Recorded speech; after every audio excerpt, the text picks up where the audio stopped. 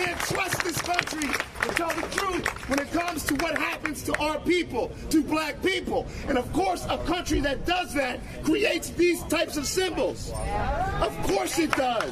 Protesters are challenging what statues say about the past and what they mean today. Almost every day, another one falls. Some by force, others by crane. The history being made now questions whether certain symbols should stay standing at all. Thomas Jefferson wrote, "All men are created equal." He also enslaved over 600 people. Edward Colston was a major English philanthropist.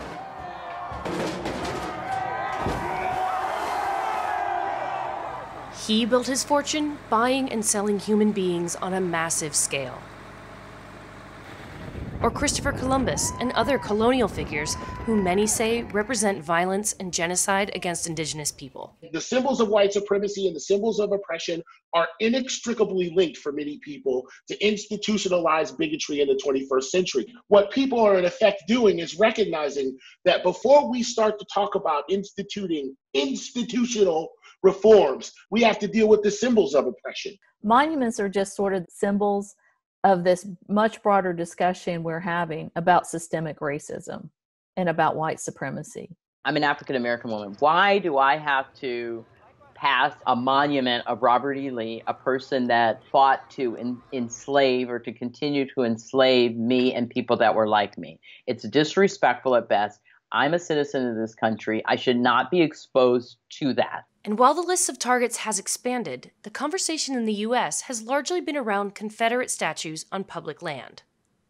More than 100 Confederate statues have come down over the past 5 years. Still, 44% of people oppose removing them.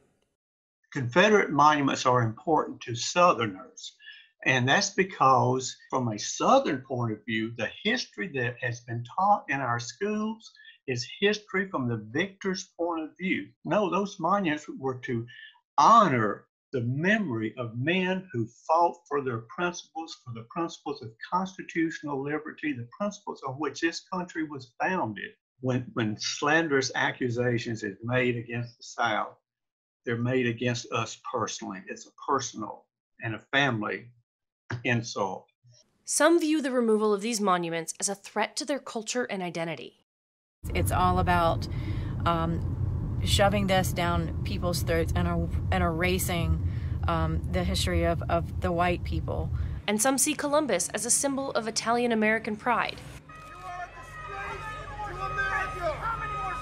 The main argument used is we're erasing history if we remove these monuments. And the question you have to ask yourself is, which history? Memory, in fact, is as much about forgetting as it is remembering. What we're really dealing with right now is the selection of memories chosen and who chose those memories. When people refer to these monuments as Civil War monuments, I think we need to be very clear about what these monuments, when these monuments were erected and by which generation. They were not erected by the generation that survived the war. They were erected a generation later when many of the civil rights laws and civil rights progress that was made in the post-Civil War era was beginning to be reversed. It parallels also the movement to legally disenfranchise Black men, turn back the clock on the 15th Amendment, an increase in racial violence, the rise of Jim Crow and legal segregation. It's also a celebration of the return of white control and white supremacy. Another spike in Confederate monuments being installed in public places came during the civil rights movement of the 1950s and 60s. It was always done in a way to intimidate Black people and to get us to stand down and not push forward in terms of seeking our civil and human rights. And while some feel their point of view is being drowned out, why is it that Southerners have not the same right to be proud of our heritage as every other group in the world? People calling for removal say that thousands of monuments on public land in this country are actively harmful. A 2019 study found more than 1,700 monuments, roads, parks and schools named in honor of the Confederacy. Beginning in 2015, as the conversation around removing monuments and other symbols gathered steam, several state governments joined the effort to protect the monuments.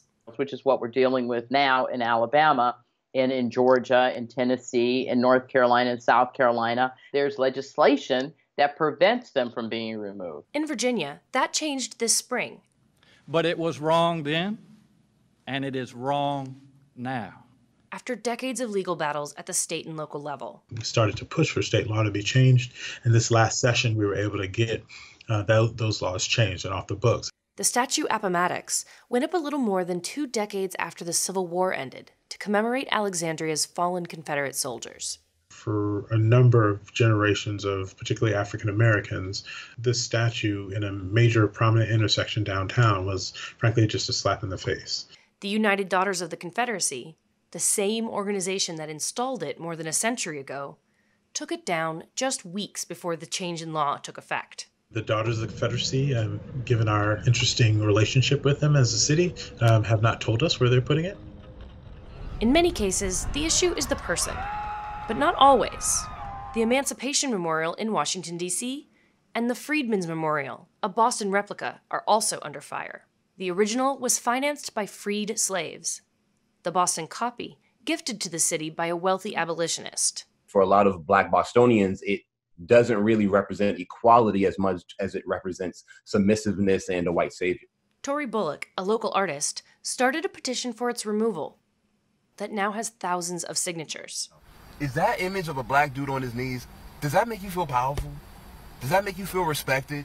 Does that make you feel good? They could have had the best of intent, but if it's interpreted in such a way with today's understanding, we need to listen to that. In June, Theodore Roosevelt's great-grandson and the Natural History Museum in New York announced they will replace a statue of the 26th President of the United States because of its depiction of African Americans and Native Americans.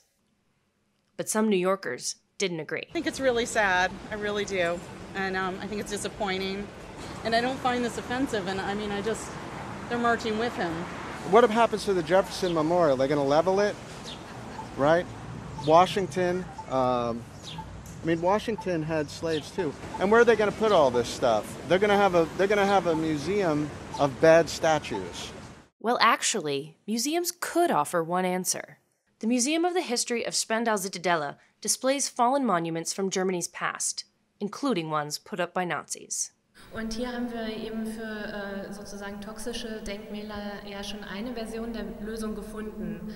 Und damit endet es ja eigentlich nicht. Also das heißt, wenn man sagt, ab ins Museum damit, ist es damit ja nicht getan, sondern wir stellen die Sachen hier ja aus, damit die Leute sich weiterhin damit auseinandersetzen können.